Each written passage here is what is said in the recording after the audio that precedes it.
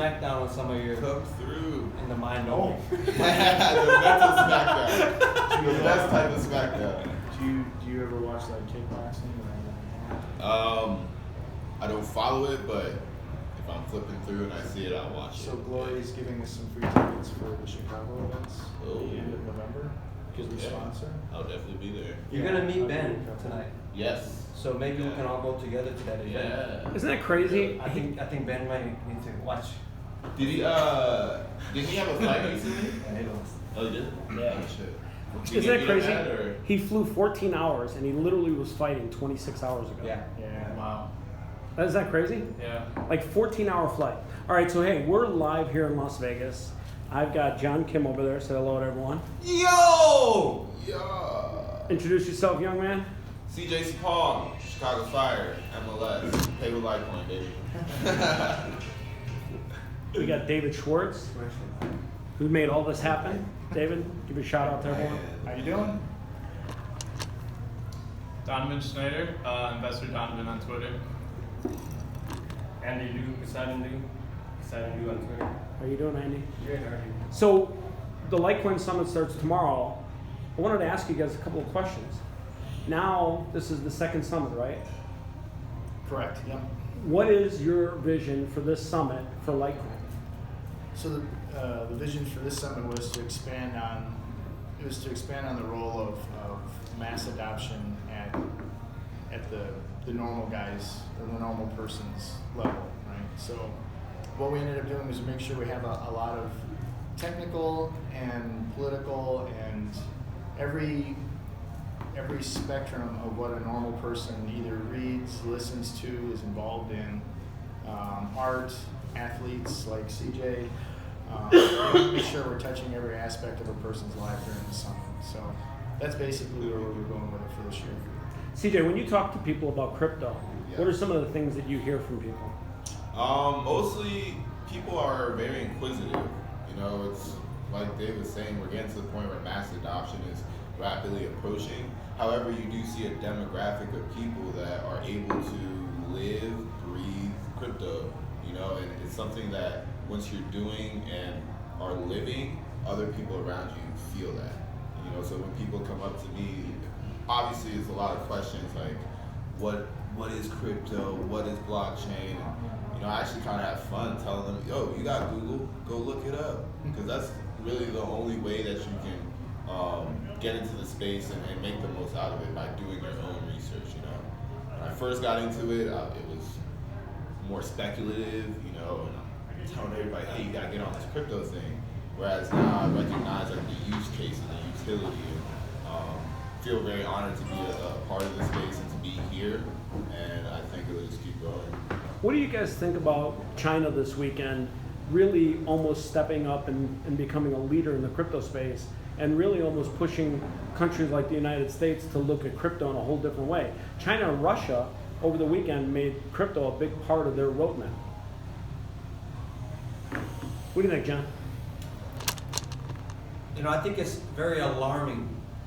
You know, it came at a good time because, you know, Peter Thiel is opening up that mining farm in Texas. Austin?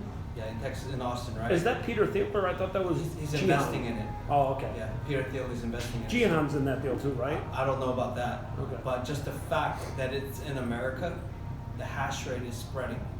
It's not going to be concentrated in China, that is coming here. And I think...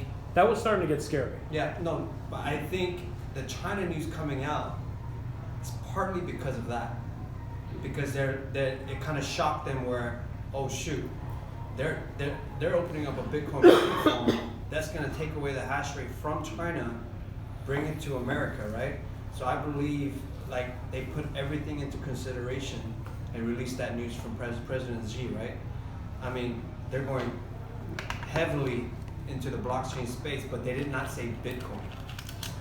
And another reason is that they're actually releasing their own Blockchain. cryptocurrency, China cryptocurrency, and I think they're trying to make it seem like blockchain is just any cryptocurrency, but what kind of got me was that they left the word Bitcoin out. Well, I think they did that because they're going to try and create their own blockchain. No, they are. Yeah. I have my friend coming from China. She's my partner in China OKEX exchange, and she has confirmed they're going to be releasing something in the near future. Yeah, I wouldn't be surprised. What's really interesting is you now see Russia making crypto and blockchain a big part of their deal. So did you guys know that in Armenia, there's one of the biggest mining farms there? Is that George from Bitfury? No, I don't know. It has to do with one of the richest person in Armenia, and it's in partnership with Russia. Oh, is it? If you look up YouTube, look at Armenia mining farm, and you will be blown away. Interesting. So many things are happening, but nothing's hitting mainstream. You know, so the beauty is that the Bitcoin will continue to become more decentralized as the hash rate becomes spread out everywhere in the world. And that's important. Very important. CJ, what do you think about Spencer Dinwiddie trying to tokenize or factor his NBA contract? It's a paradigm shift, man. You see, one, athletes evolving from just playing their sport, you know, and putting focus solely in the athleticism and the physicality, growing out of who they are and looking at opportunities, you know, off the field, off the court, whatever it might be. But I think also it was a big kind of metaphorical play in terms of crypto in the world, right? You know, people are forward-thinking, innovative, and it just seems like these establishments, right, are there, and they don't necessarily know a lot about it. They know that there's a benefit and a convenience. However, maybe because they're not planted in a way where they can maximize their potential or their advantage, they just put the X on it. So I think it was cool that he did that. It opened a lot of people's eyes. You know, I went back and forth with him on Twitter, and a really smart guy, a guy that's really trying to change the game, you know. Well, it's interesting too because he's getting 30% of his contract over the next 3 years up front in the form of crypto. Now he wins big because if crypto moves up, if crypto moves down, it's a loss for him. Plus, yeah, exactly. That's the risk. But people in general, when we talk about financial freedom, right, you should have the ability, the opportunity, the choice. Interesting how the NBA tried to almost stop that from him. Yeah. It's his money. Why would they ever try to stop him?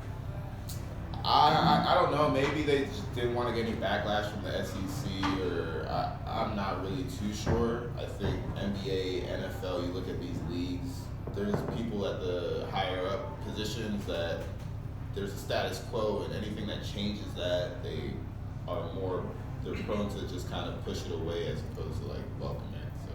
Hey David, quick question. Why hasn't Litecoin ever added tokens or smart contracts to their blockchain? I've always wondered that question. I never really asked anyone that. Yeah, so Litecoin, I mean, you can have rudimentary type smart contracts on it, which is fine, but it really wasn't, the main intent behind creating Litecoin to begin with, and it's not what's being pushed as probably the main reason for it being out in the public sector at this point either. It's really to try and make it a currency that can be used as a means of exchange between people, to merchants, to each other, intercontinental.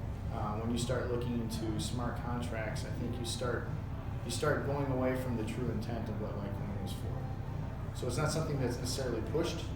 I'm sure it's a possibility, in the future, but it's really not what we're concentrating on at this point. What are some of the things that Litecoin's looking to roll out in the next 12 months? So if you pay attention to, say, Twitter or Reddit, there's been a lot of conversation about confidential transactions. That's been a big deal, and it's actually surprising that hasn't become a bigger discussion. Well, so it's interesting, the discussions just in between people on the foundation Slack was really fun to watch, because you got all different types of views on what would happen if that were to actually occur. You have people who think, well, once we go to confidential transactions, then it's considered like a privacy coin, and it starts getting shut down, like Zcash or Dash or some of the others did in a few areas. And then there's the argument that if you're able to give somebody a dollar bill and nobody else sees and is able to track that $1 bill from one hand to another, and that's legal in this country, why wouldn't you be able to do the same thing with your cryptocurrencies? it's a part of being a currency or being a form of exchange or money. So Charlie argues that that's one of the last forms of it being a truly fungible type of currency. I agree wholeheartedly. So the goal is to try and find a way where people can opt into it, right? And you want to make sure that you're not messing with the original blockchain as well. So that's why things like side chains, extension blocks, and things like that. So maybe like a side chain with a coin jar or a coin wash. Yeah, and maybe you end up having something like it's not necessarily another coin, but it's something that represents the currency that you put into it, and it gets routed. Sort of like it's not necessarily a token, but it's just something that symbolizes the amount that's being sent. So I'm going to ask everybody to tell me, what was your aha moment? Say your name. What was your aha moment that got you into crypto?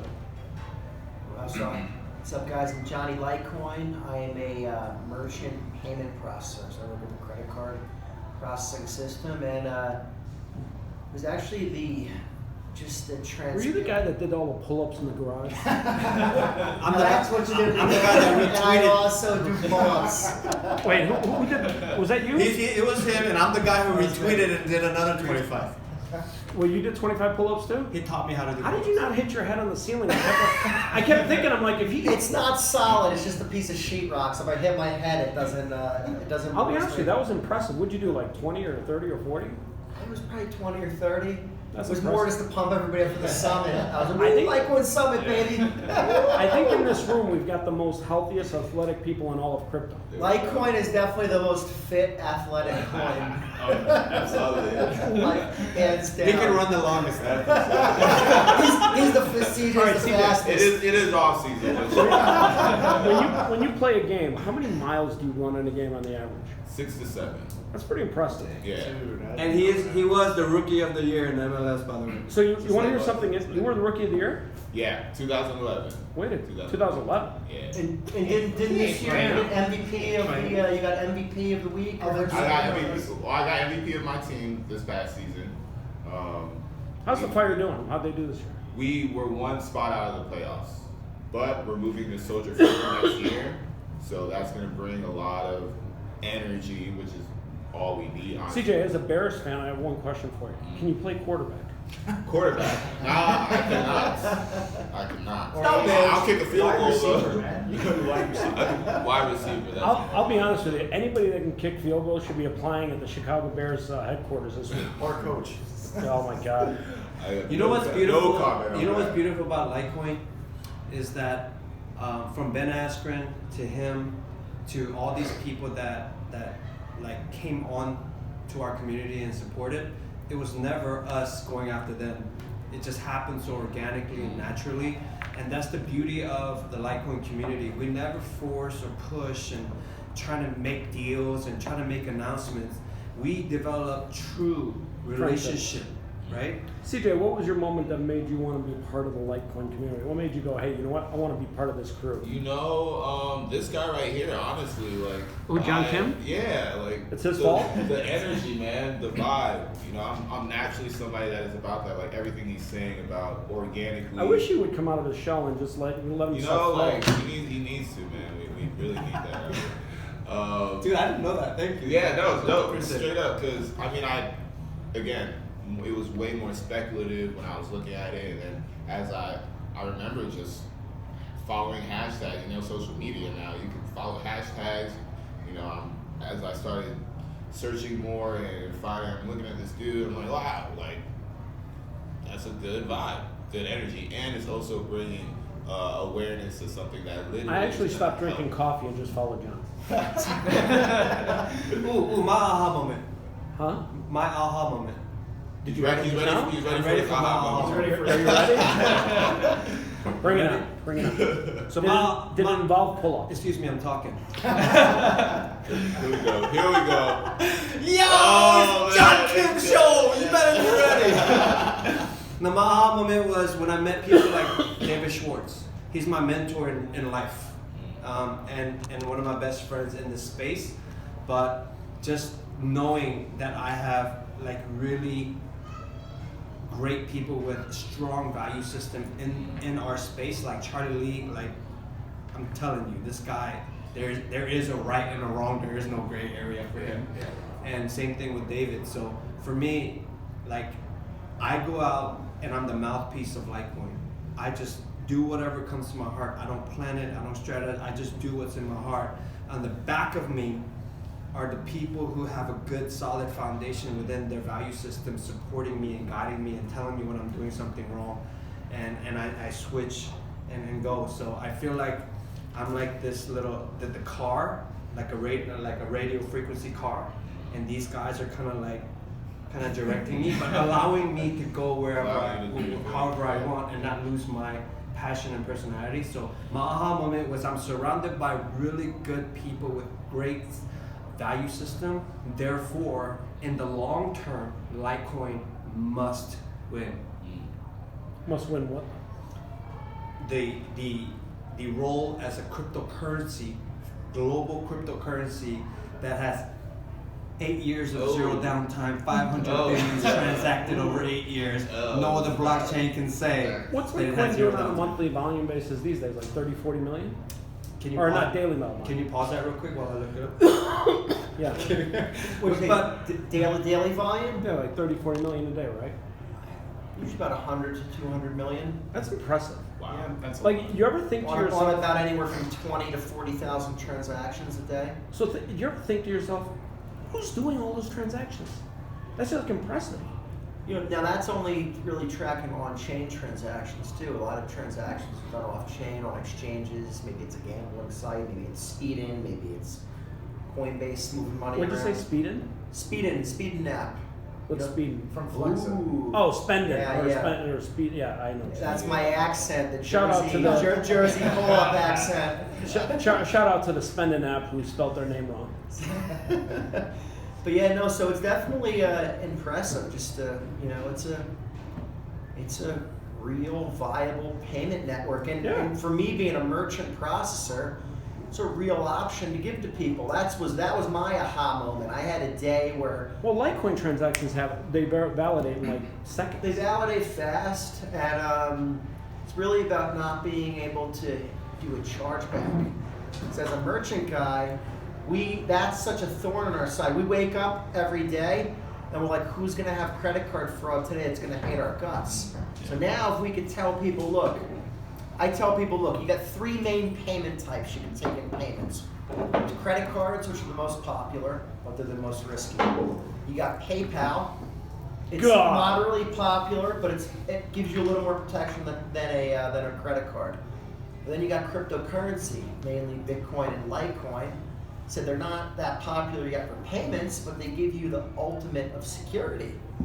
So people are like, that's interesting. I want to offer that as a secure payment option.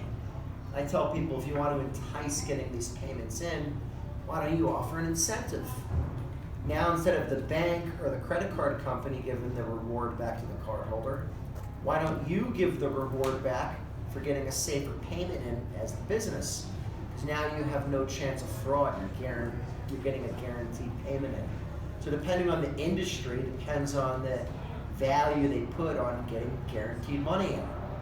And if you're selling gold online or something like that, you're going to there's a higher premium on that, guaranteed. So I'm an investor in a CBD oil company, and we Okay. talked about 3 choices of payments. Their credit card fraud every month is about 12%, Yeah. and it's unbelievable. And that's the one reason why they're moving almost all their payments that they can for product and commissions to cryptocurrency, because 12%, their margin on product is only about 20%. So when you lose 12% on fraud, not do you lose 12% on fraud, but the amount of customer service time that's used chasing down all the fraudulent transactions to figure out that it was fraud. And you lose more than that too, because in order for a credit card processor to take you on and approve your account for processing, they're going to demand something called a cash reserve. So this actually blocks out a lot of small businesses from competing, because they can't fund this cash reserve that the larger companies can fund. So I went after a place, an online appliance store, and the cash reserve that the processor requested was $10 million. What? That's a lot of money to ask somebody, hey, we want to do your business, but you got to give me 10 million.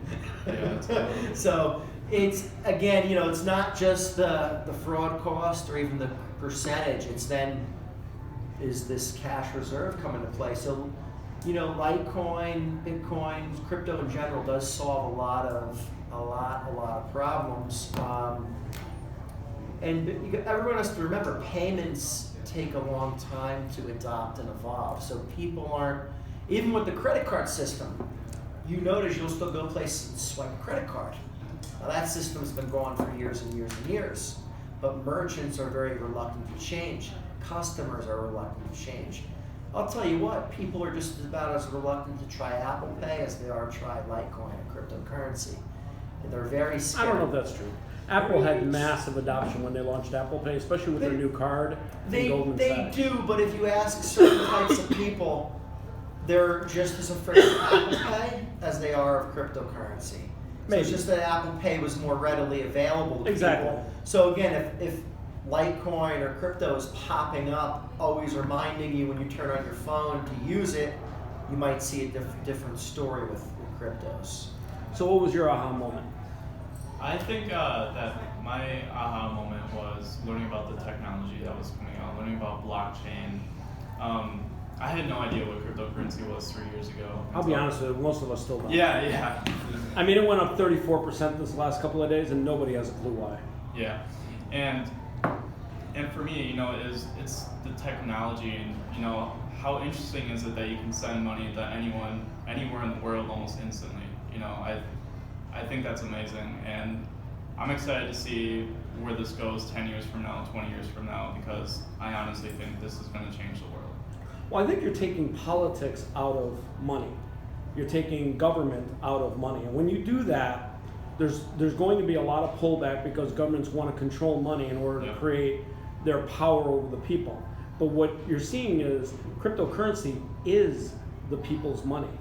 Exactly. And that really is going to be a battleground between government, the people, and in the middle, freedom. I think people want freedom more than they want the government to control their money. Bernie Sanders wants to take control of your money. Satoshi Nakamoto wants to give you control of your money. Exactly, and that's what matters. All right, who in this room is actually Satoshi Nakamoto? You can just say it now. I'm Nobody's watching. I'm actually him, guys. I knew nothing about computers, but I somehow pulled it off. All right, you and Craig Wright. So, we've heard your aha moments. Dave, what was your aha moment? What got you into crypto? I think I had two of them actually. They were both fairly small, but they were still aha moments. And I think the first one was the first time I ever sent any Litecoin. So I had already invested in it, but it was still, to me at that point, it was more of, trying to make some money off of it. What's your favorite Litecoin wallet that you sent it from? What's your favorite wallet? Well, at that point I sent it from Coinbase because I was still, pretty new into the space, and that was my entry drug into it was Coinbase. So I actually paid my parents some rent when I was staying with them. I sent them some Litecoin. And so That had to be an interesting conversation. it was very interesting because they were fairly apprehensive. They must have been like, honey, we want some cash, okay? Yeah. I mean, my dad's 73, my mom's 71, and it is 2 years ago. And so they were a bit apprehensive. I said, look, if it doesn't work, it's okay. I'll give you the money, but I just want to try this because I've been reading up on it. I want to make sure this is really what I think it is. And so I sent it to them, and it was literally 3 seconds, and they had it in the Coinbase account that I created for them, and I was like, I didn't expect that. That was amazing, right? And so the second one would be, we have so many people around the world that are part of the Litecoin community. I'd say it was a few months after that, there was a gal in Australia who we had conversed with and we had connections with on a spiritual, religious level, and she was telling us about Shout out to God. Yep, and she had some serious issues that she was running into, and I was like, well, do you mind if I send you a little Litecoin? You can change it over to the Australian dollar, and you can take care of what you needed to. And she was like, sure. And I sent it, same thing, 4 seconds. She had the Litecoin. Crazy, isn't it? Didn't have to worry about anything. She was able to make the payment on time, and it worked out great. And I thought, how amazing would that be? And it cost pennies. It was hardly anything. And I just kept thinking about people like like the NBA has a lot of NBA players that are from overseas. How amazing is that? Or any person who comes to the United States to work to support their family, and they have to send money home, and they can send it, and it's there instantaneously. They don't have people taking all their little Don't have troll to walk slices to a off of local it. Western Union It was where they amazing, can rob you. right? And now I hear the stuff like about Spencer, and I'm thinking, financial freedom comes in many forms, and the fact that Spencer can say, Shout out to Spencer Dinwiddie. yes, that you can literally take what's guaranteed to you and have it then, right? And no one can tell you you can't. They can say, look, Shout out to the NBA collective bargaining agreement. yeah, we don't necessarily like it, but in the end, there's nothing they can do about it. But here's what's important about what Freedom. he's saying. Here's what's important about what he's saying. Everybody talk about their coin is faster and greater and more secure, whatever, which is all a lie. So check it out. Whatever he was saying, whenever you send that money, Bitcoin, Litecoin, and Ethereum are the only ones that has the liquidity, right? Shout out to be, BNB. to be able to sell it for their native currency. Yeah. No other coin has the ability to do that. So if you're talking about banking the unbanked with your coin that's not even proven yet, Shout out to Libra. yeah, you're just saying that to virtual signal, right? But when Litecoin, Bitcoin Shout out says to we virtual want to signal bank and, the Mark unbanked, Zuckerberg. we can literally bank the unbanked because they can receive Litecoin, sell it, and actually pay their bills. You know what I mean? Hey CJ, CJ, What up? where are you from, by the way? I'm from Virginia. My family's from Ghana. Ghana. So Ghana's not Africa. Ghana. Where's Ghana? I'm bad at geography. It's western part of Africa. Okay, that's what I thought. Yeah. So, did you know that in Africa, crypto is actually more dominant than anywhere in the world? I am now learning. Have you guys ever seen the pictures in Kenya of what? Hey, speaking of, everyone give him a great big shout out. He is the hardest working black man in crypto. He is the author of Bitcoin in Black America. He's Isaiah Jackson, right? Isaiah Jackson, the one, the only. He is tokenizing his current non-NBA contract. He just doesn't have anybody willing to buy He any must be a tokens. big deal because that camera went turned all the way to him. Don't ever turn Yeah, you away took the from me camera again. off the top, right? So CJ, did you ever see how people used to, like 5-10 years ago, pay for stuff in Kenya? They would take wheelbarrows full of wrapped paper money, and a whole wheelbarrow was like $10 in US value.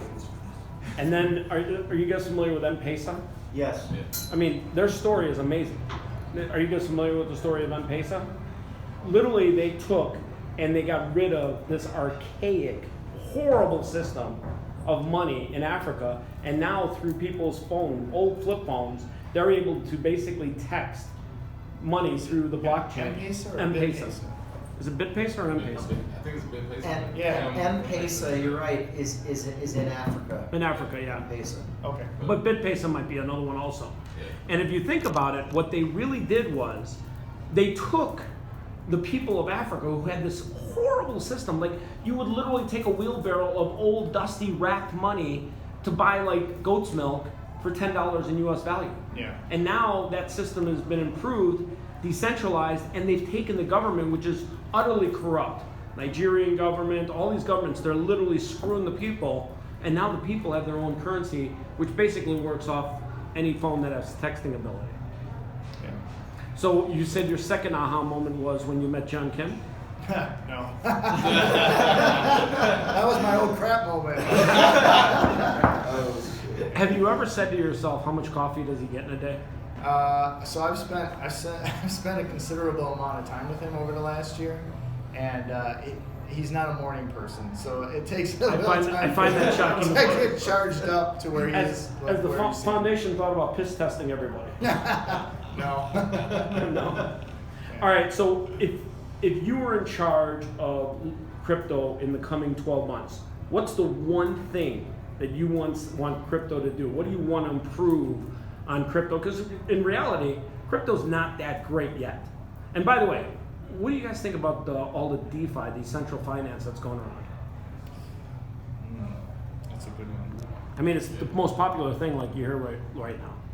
They're literally paying people more percentages on their crypto than banks could ever dream of paying you on your CD deposit. Yeah, I think it's. And by the way, isn't it kind of scary? Because I almost think to myself, how are they paying such high percentages? And when does the global hack come in where all of a sudden it blows up? I think when you get to that level, it's almost like you're being introduced to perhaps cryptocurrencies all over again, right? Because it's not to say that there isn't a way that they're doing it, and it's not like a house of cards or something. But not your keys, not your crypto. Correct. So I don't know. Sometimes you just got to take a step back and probably watch how things unfold.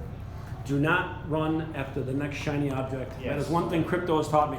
The one thing that crypto has taught me also, and I think you guys will all verify this, verify everything, trust nothing. That's the one thing about the crypto community. We're less gullible than the average human being. Yeah. And we all don't believe anything we see on CNN. Isaiah, what was your aha moment that got you into crypto? Well, when I saw Max Kaiser talk about it, and at that point I was kind of in a tech background, so it made sense that there was something different. But just hearing him talk about it, his work in the space and whatnot, and my aha moment really came after the first crash of 2013, when it went from 1,000 to like 200. That's when I realized, fuck the price, like it's the technology, because everybody's so hyped about what's happening with Bitcoin, all of cryptocurrency. So once I saw that, that's when I was like, all right, this is gonna be here for a while. Even though the price went away, crashed, whatever, it's gonna be here for a while. So after seeing that, 2014, I was like, this is what I'm gonna do for good. Because if that doesn't affect you, then pretty much you're here to stay. And I think a lot of holders from 2017 got that lesson over the course of 2018. So yeah, I think it's that was my aha moment right there. Good stuff. So we're going into the year 2020. What is the vision for Litecoin? David? Just keep focusing on mass adoption. Mass adoption. Yeah, I hear that a lot. Well, I know how do you it's get mass adoption? How do you get people using? Can I tell you something? Yeah. Somebody has to create a Litecoin lottery system. People play the lottery. Do you know the lottery hits rich people, poor people? It's the one thing that everyone loves on a weekly, daily basis. I don't think it'd be tackled in one level, though. I think it has to be done at many levels, and one of those levels is through like what John does. I mean, he's brought on probably, I don't know, even 300-400 merchants at this point in New Jersey and that whole area up there. But one of the things that John, you're from New Jersey, and what do merchants like most about utilizing crypto or Litecoin? Again, that there's no chargebacks is key, but also too, I focus on a lot of businesses for online payments. Now, most businesses struggle to sell anything online. And if we tell them, look, we're going to enable you to accept cryptocurrency for payments, there's a whole group of people out there that is into this, that is willing to support you and spend crypto. Now we'll do a video or we'll tweet out their company, hey, now accepting Litecoin, now accepting Bitcoin, and by the way, they're going to give you 10% off for paying in Litecoin. Because they're saving money. These businesses get real sales, so they are, any business, the use case for any business is customers. Businesses want to get new customers in the door. So that's what businesses like most. You got to remember, when you talk to a business, you're not selling them on investing in crypto. You're saying, hey, if you want to accept crypto, use it to transfer value from A to B, and it will appeal to a whole new sector of customers. And by the way, if you like how this works, buy it on your own, you know what I mean? So that's definitely what I feel like merchants feel is the most important. But 2020, I'm looking for easy ways to use crypto. Here's a great example of why you should love crypto. This piece of shit company, PayPal, you get money sent to you. They not only dig their claws into it for a transaction fee of $80 on a $3,000 transaction, but then they put it on hold for 80 days. Hold it, yep. Because they don't know where it came from. Yep. What the fuck pile of shit company does that. So they. You know what? Bitcoin never did that to me. Let me speak on that because this goes for anything that's financial out there other than cryptocurrency. Everything's subject to a 180-day hold. So that's how long payments can be reversed for. So really, like, Shout out to the piece of shit company. that's a PayPal. feeling of being uneasy always as a merchant, knowing, hey, I got all these credit card payments with PayPal I took in. It's And impossible to do business. I'm in a risky sector. How much is going to get pulled back? And when is that processor going to then just hold all my funds? And then you don't know when that's going to happen as the merchant. So that kind of hits you like a freight train. And then you're like, oh, great, now they're holding 50,000 of my money for, like you said, 80 days, 180 days. They could do whatever they want. So again, cryptocurrency, Bitcoin, Litecoin, censorship resistant. I mean, this is where we need to be heading. And I feel like people are going to wake up to it because there's more of these holds that they're going to see. You got to remember, society's changing from retail to internet-based. Online-based. So as you go to online-based... Well, you got to also understand, too, these idiot companies like Equifax have all your information out there, including your credit card data, along with your birthday. Once they've got your credit card, your birthday, and your last name and your first name, they can buy all kinds of shit online for fraud.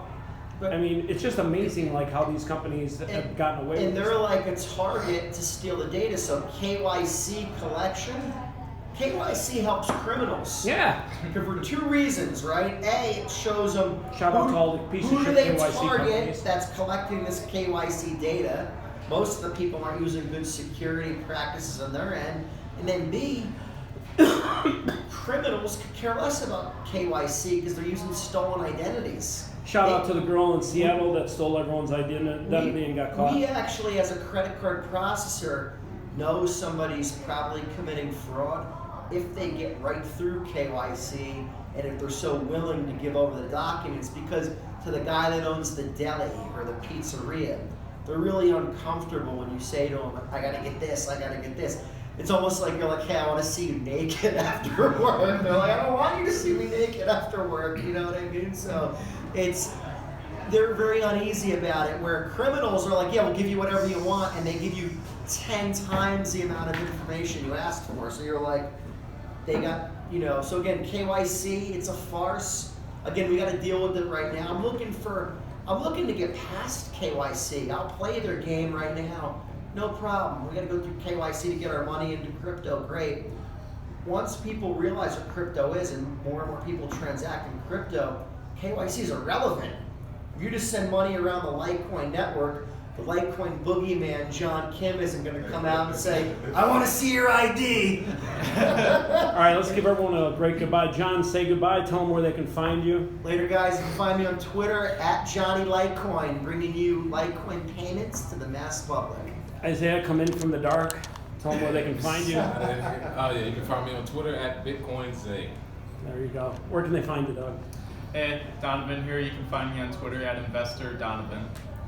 John? Oh, they know where they can find you. Yeah. Twitter, Come on. John Kim 77, no underscore, JohnKimOfficial.com. Holla. Holla. He's done CJ. He's done that before. Instagram, CJ Sapong. Twitter, Big Africa 88. Yep. And the man that made this all possible, David. All right, coolest handle of all of them, at DaddyCool1991. He's David. He's John Kim. He's CJ. This is Crypto Dinner Club Vegas. Let's go have some fun. All right.